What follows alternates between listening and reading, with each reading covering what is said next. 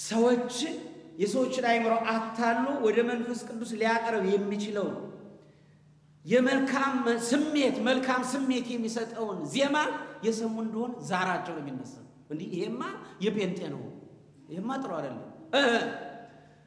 አዚም የሆነ ከእንቅልፍ ላይ እንቅልፍ የሚጨምር የሆነ እንደው ይሄ ነው ያሬድ።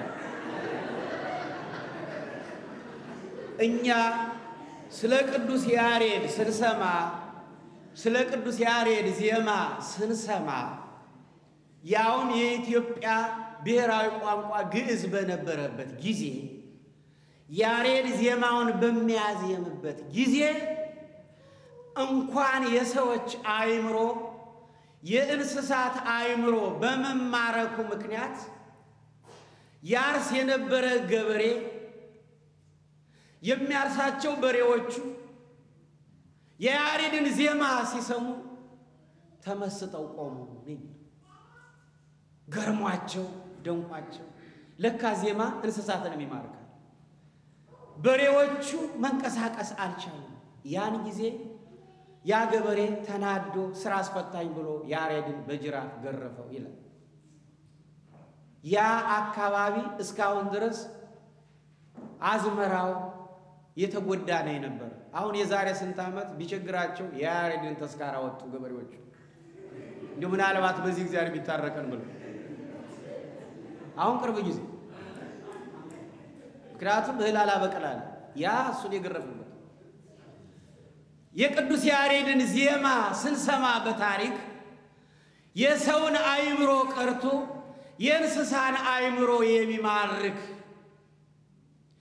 የሰውን አይምሮ ከመማረኩም በላይ በተመስጦ የት እንዳሉ የሚያስረሳ ታስታውሱ እንደሆነ አጼ ገብረ መስቀል አይደሉም እንደ ያሬድን እግሬ ወጉት።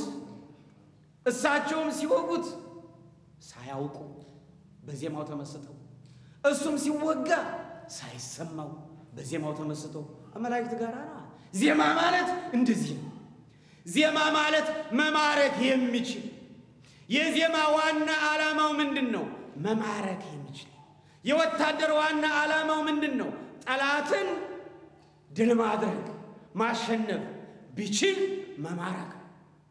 የዜማ ዋና ዓላማው ደግሞ የሰዎችን አይምሮ ለመንጠቅ በየምክንያቱ የገባውን ውጭ ሆኖ የሚያደባውን ክፉ መንፈስ የሚያባር የሚመታ የሰዎችን አይምሮ ማርኮ ከመንፈስ ቅዱስ ጋር የሚያገናኝ የዜማ ዓላማው ነው። ደግሞ ስጋዊ ዜማ ከሆነ ደግሞ ማርኮ ሴቷን የሚያስመኝ ማርኮ ወንዱን የሚያስመኝ ማርኮ ትዳሯን እንዲያፈርሱ የሚያደርግ። ምክንያቱም ስጋዊ ከሆነ ማለት ነው። ስጋዊ ዘፈን ከሆነ እንደዚያ ነው። መንፈሳዊ ዘፈን ከሆነ ደግሞ ማርኮ የተለያየ ህዝብ አንድ የሚያደርግ የተጣላን የሚያስታርቅ ትዳርን የሚያጠነክር ቃል ኪዳንን የሚያጸና ይሆናል። ስለዚህ ምንድነው አሁን ዜማ ያሬዳዊ ዜማ ይሄን ምንም እጅ የሚለውን ዜማ ያሬድ ነው ይላል። አሁን እኮ ምንድነው እየሆነ የመጣው? ያሬድ ዜማ እንደዚህ ቀርፋፋ ነው እንቅልፍ የሚያስመጣ አይደለም።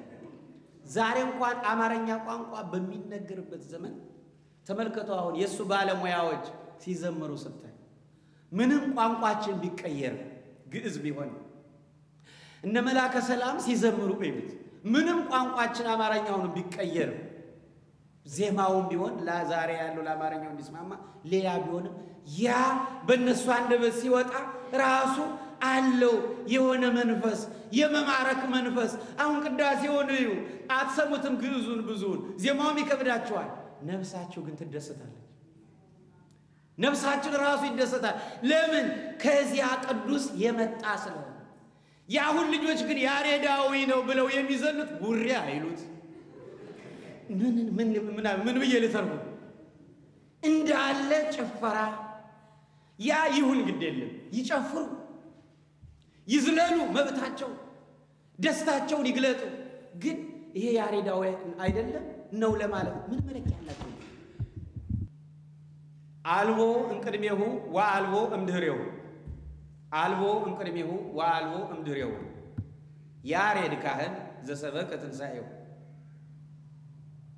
እንስሳ ወሰብ እያዱ እምነሰላስ ዜማው የግንቦት 11 የቅዱስ ያሬድ በዓል ሲከበር የሚባለው ዚቅ ነው ምልጣን አልቦ እምቅድሜሁ ወአልቦ እምድኅሬሁ ያሬድ ካህን ዘሰበከ ትንሣኤ የክርስቶስን ትንሣኤ ስለ ነገረ ክርስቶስ ስለ ምስጢረ ሥጋዌ የሰበከ እንደ ያሬድ ያለ በፊትም አልነበረም በኋላም አልቦ እምቅድሜሁ ከሱ በፊት አልነበረም በኋላም አልተነሳም።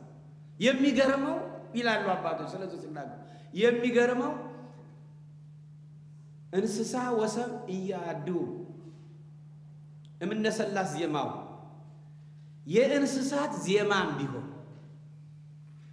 የሰው የማንኛውም ዜማ ቢሆን ከሶስቱ ከቅዱስ ያሬድ ዜማ የሚወጣ የለም። አይገርማችሁ? የአይዋፍ የእንስሳት ዜማም ይሁን የሰውም ዜማ ይሁን የሰው ዜማ ሲባል ለቅሶም በሉት ዘፈንም በሉት ሽለላም በሉት ምንም አይነት ጩኸት ይሁን ምንም እያድው እምነሰላስ ዜማው ከቅዱስ ያሬድ ከሶስቱ ዜማዎች ማለትም ከግዕዝ ከአራራይ ከእዝል ከነዚህ ከሶስቱ የሚወጣ ዜማ የለም ብለው ነው የደመደሙልን። ስለዚህ ብንጮኸው ያ ሁሉ ጩኸት ከቅዱስ ያሬድ የሚወጣ አይደለም። ይሄ የነገሌን ይመስላልና እኛ ይሄኛውን ብንይዝ ይሻላል ሌላ ነገር ነው ያሬዳዊ አይደለም ግን አይባልም። ይሄ ያላዋቂነት አባባል ከያሬድ የወጣ ዜማ የለም። ስለዚህ አሁን በአገራችን ውስጥ የሰዎችን አእምሮ መማረክ የሚችሉ ድምጾች ሁሉ ዘፈን ምን በላቸው ምንም መማረክ የሚችሉ ሁሉ ከቅዱስ ያሬድ የወጡ አይደሉም ከቅዱስ ያሬድ የተገኙ ናቸው። በየጊዜው ይቀያየሩ እንጂ። ስለዚህ ደስ የሚያሰኝ ዜማ ሁሉ የቅዱስ ያሬድ ነው የሀገራችን ሀብት ነው የራሳችን ታሪክ ነው። ይሄ መሳሪያ የራሳችን ታሪክ ነው የራሳችን ሀብት ነው። አቡነ ባስልዮስ ፓትርያርኩ ተሐድሶ ነበሩ። አቡነ ቴዎፍሎስ ተሐድሶ ነበሩ። አቡነ ተክለ ሃይማኖት ተሐድሶ ነበሩ። አቡነ መርቆሬዎስ ተሐድሶ ነበሩ። በዛን ዘመን የነበሩ ሊቃውንት ሁሉ ተሐድሶ ነበሩ። ኦርጋን የሚጫወት ተሐድሶ ነው ተብሎ ዛሬ የሚነገረው አሁን ለአሁኑ ትውልድ ይሄ ትውልድ ሸፍቶ የነበረ አሁን ወደ ቤተ ክርስቲያን ሲመጣ መጀመሪያ የጋበዙት ኦርጋን ኃጢአት ነው ብሎ መጀመሪያ የጋበዙት ኦርጋን የባዕድ መሳሪያ ነው። ደግሞ እነዚህ ሰዎች እኮ ብልጦች ናቸው። መኪና ሀብት ካላቸው የመጀመሪያውን የፈረንጅ የሰራውን ፋሽን እነሱ ናቸው የሚይዙ። ኮቱን ክራባቱን ልብሱን መጀመሪያ እነሱ ናቸው የሚጠቀሙ። ማንኛውንም ፈረንጅ የሰራውን ነገር የሚጠቀሙት የመጀመሪያ ተጠቃሚዎች እነሱ ናቸው። ነገር ግን ኦርጋን ላይ የፈረንጅ ነው ይላል። ቢሆን ኖሮ እንዴት ይነድር ግን አይደለም የራሳችን። ፈረንጆች ወደ ቤተ ክርስቲያን ያስገቡት እንደሰማነው በ10ኛው መቶ ክፍለ ዘመን የኛ ግን በ6ኛው መቶ ክፍለ ዘመን ቅዱስ ያሬድ ይመሰክርለት ነበር። እነ አባ ጊዮርጊስ ይመሰክሩለት ነበር። ልላችሁ የፈለኩት አሁን እነዚህ የምንላችሁ ልጆች አሁን ቤተ ክርስቲያኗን ግራ ያጋቧት ዛሬ በእንደዚህ አይነት ልቅምቃሚ ነገር የምን መንፈስ ነው? የቢጽ ሐሳውያን።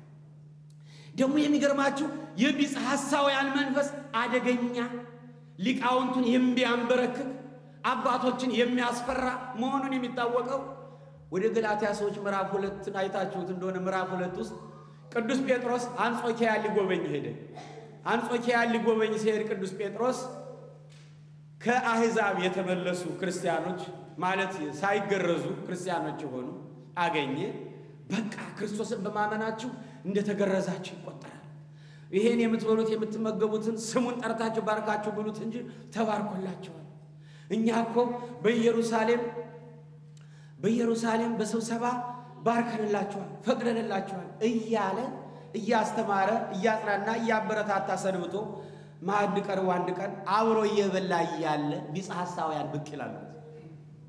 የያዕቆብ ደቀ መዛሙርት የተባሉ እነዚህ ከፈሪሳውያን ክርስቲያኖች የሆኑ የሙሴን ሥርዓት ባህላችን ታሪካችን እንደ ሃይማኖት መቆጠር አለበት ብለው ቤተክርስቲያኗን የሚያንገላቷት ብቅ ሲሉ ጴጥሮስ ወየ ከማዕድ ተነስቶ ሩጫ። አንብቡት። ቅዱስ ጴጥሮስ ያ ታላቅ ሐዋርያ እሱ ተነስቶ ከማዕድ ሮጠ።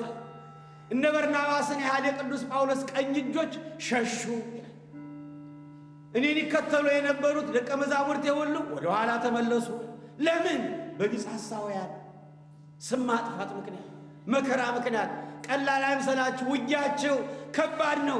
ምክንያቱም ልክ የቤተ ክርስቲያኗ ሊቃውንት የቤተ ክርስቲያን አፍራሾች አድርገው ነው ቁጭ የሚያደርጉት። ለምን?